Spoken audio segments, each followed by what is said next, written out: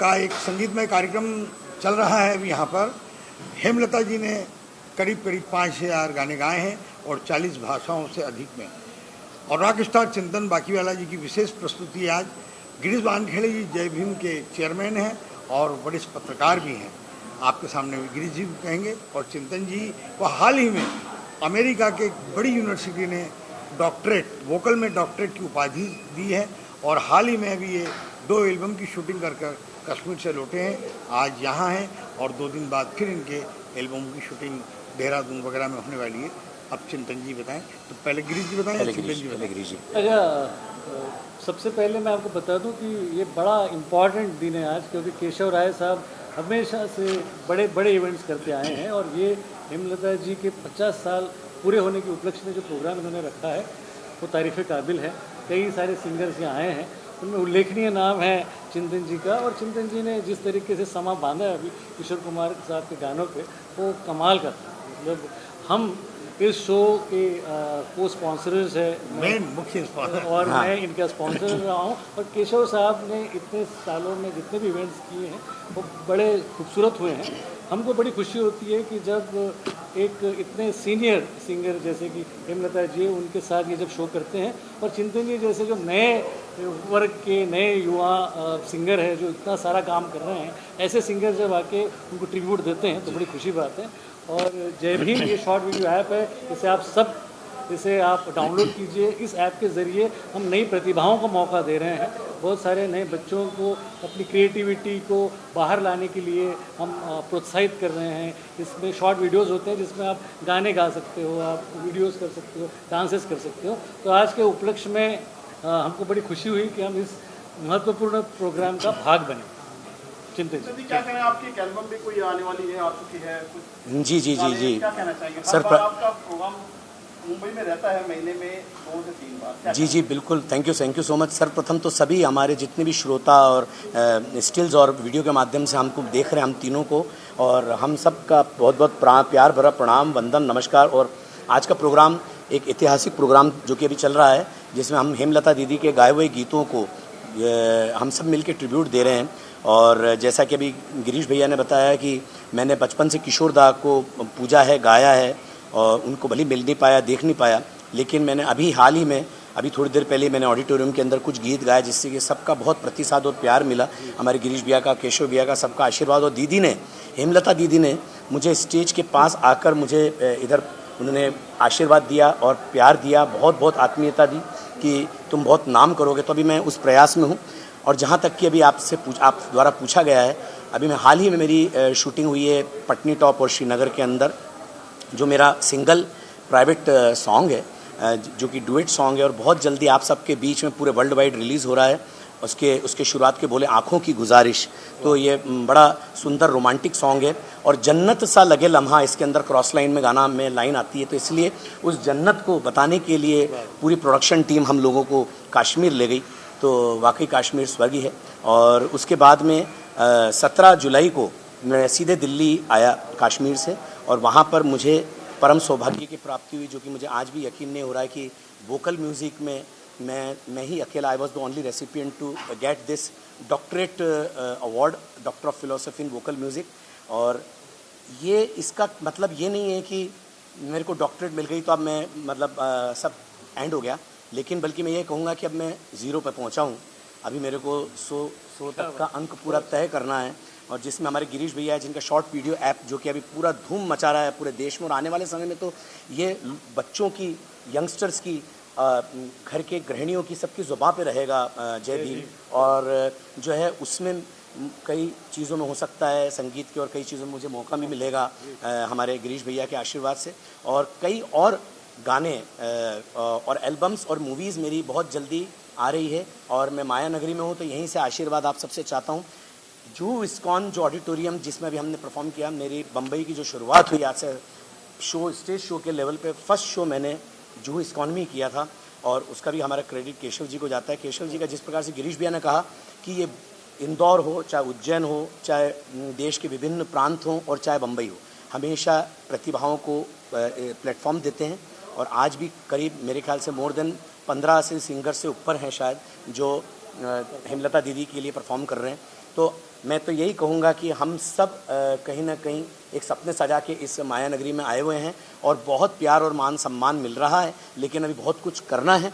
तो आप सबके माध्यम से, क्योंकि आज का समय डिजिटल वर्ल्ड है, तो मैं यही चाहूँगा कि इस तरह से पूरे देश और दुनिया तक आप सब, हमारे सभी मीडिया से संबंधित आप सभी इसको आगे बढ़ाएं और हम सब पे आशीर्वाद मिले।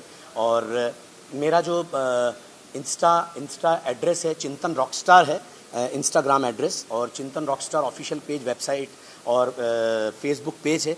कृपया आप उस पर मुझे हमेशा प्यार दें। आने वाले और ventures, albums, movies, TV shows सब जगह आपको दिखूंगा, लेकिन आपके आशीर्वाद के बिना ये संभव नहीं है।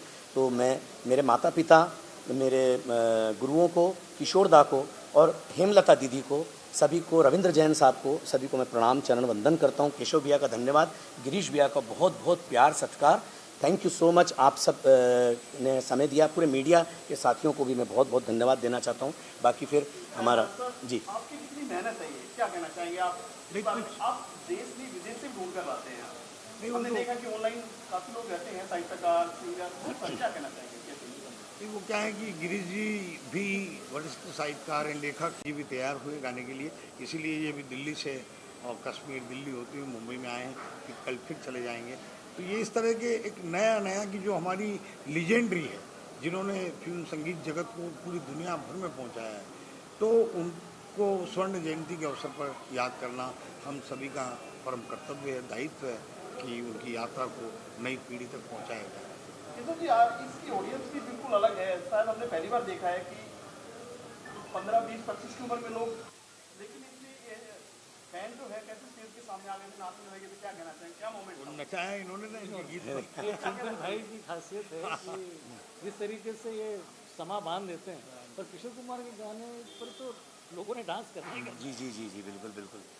सारे मोबाइल की जो लाइटें चल रही थी, जो इनके डांस, और ये बहुत खास बात है एक कि मैंने किशोर दा का गाने आज क्यों गाए, क्योंकि आज वैसे तो मुकेश जी का बर्थडे है, हमारे महान लेजेंडरी सिंगर, लेकिन किशोर दा का भी 4 अगस्त को जन्मदिन आ रहा है। और ख़ास बात ये है कि हेमलता दीदी ने काफ़ी गाने किशोर दा के साथ भी गाए हैं, और किशोर दा ने मुझे कल ही हेमलता दीदी ने बताया, मैं बात आज शेयर भी करना चाहता हूँ, गिरीश भी आपको बताना चाहता हूँ कि हेमलता दीदी जब एक गाना स्टूडियो में गा के और जब बाहर आए, तो किशोर दा ने हेमलता दीदी को कहा कि अब तुम हेमलता, अब तुम स्टूडियो के माइक पे भी बहुत अच्छा गाना गाने लग गई हो। और तो ये एक बहुत बड़ा प्रतिसाद, एक बहुत बड़ा कॉम्प्लीमेंट किशोर दा। और किशोर दा बहुत प्यार करते थे हेमलता दीदी से, उनकी आवाज़ से, उनकी आवाज़ में एक अलग खनक है। तो इस कारण से ये आज का प्रोग्राम ऐतिहासिक, बेहद सफल, और बहुत हम लोग इन्जॉय कर रहे हैं, बहुत मस्ती कर रहे हैं। दीदी भी खूब खुश हो रही है, आनंदित हो रही है। आप क्या कहना चाहोगे?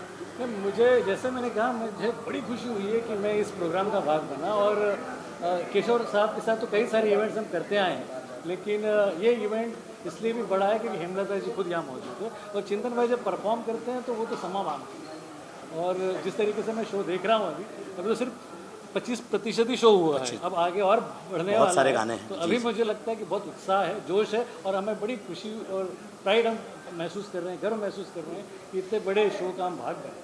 दीदी, बहुत कम लोगों को पता है आपका किशोर जी का क्या रिश्ता है? शहर से, गांव से, एमपी से? ये सब तो एक मैं ये कहूँगा कि एक बहुत शुभ संयोग है कि मैं उसी शहर से हूँ जहाँ किशोर दा ने पढ़ाई करी, और उसके पास में खंडवा जहाँ से किशोर दा का जन्म हुआ। ये मैं संयोग मानता हूँ, लेकिन मेरा और किशोर दा का एक आत्मा का रिश्ता है, एक रूह का रिश्ता है। मैं जब भी उनके गीतों को गाता हूँ तो मैं कभी ये नहीं सोचता हूँ कि मैं किशोर दा के गीतों को गा रहा हूँ। मैं किशोर कुमार जी के गीतों को गा रहा हूँ। ऐसा लगता है कि वो मेरे लिए गाने बनाए गए, इसलिए मैं नीचे लेट जाता हूँ, बैठ जाता हूँ, पब्लिक में कूद जाता हूँ, क्योंकि वो एक पिता तुल्य, एक गुरु तुल्य हैं। तो इसलिए मैंने कभी उनसे मिला नहीं, कभी उनको देखा नहीं, लेकिन ऐसा लगता है हमेशा वो मेरे साथ हैं, मेरे पास हैं और हमेशा मेरे साथ रहेंगे, मेरे पास रहेंगे। I always love him. और पूरा देश, पूरी दुनिया किशोरदा को आज भी प्यार करती है, मोहम्मद रफ़ी साहब को प्यार करती है, मुकेश जी को करती है, लता दीदी को करती है, आशा ताई को करती है और हमारी हेमलता दीदी को भी करती है। तो जाते एक लाइन गुनगुनाएंगे आप?